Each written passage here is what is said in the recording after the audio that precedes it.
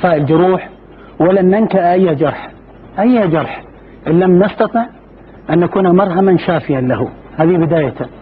الشيء الآخر تعلمنا أن نكون دائما مجمعين لا مفرقين، لأن الحمد لله عبر هذا الاتحاد استطعنا وبصورة كبيرة أن نبرهن عمليا لا نظريا أننا نحن من نجمع لا نفرق. أنت رأيت صورا كثيرة صحيح؟ نعم.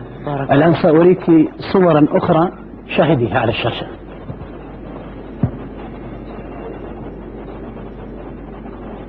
عارفة من الصور هذه؟ حبيبتي يا ماما. لحظة، عارفة من الصور هذه مسميها؟ هالمحل ما أنا نزلت. طيب تعالي بنتي. تعالي لحظة أنا راح أجيب لك بنتي. أنت عايزة تشوفين الأصل؟ بنتي هاد.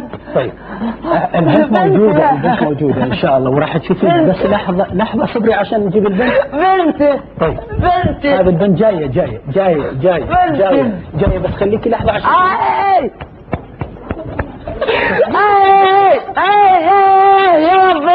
يا ربي تعالي يا ربي يخينك يا ربي.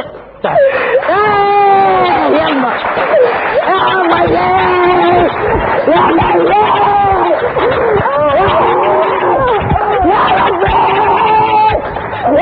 يا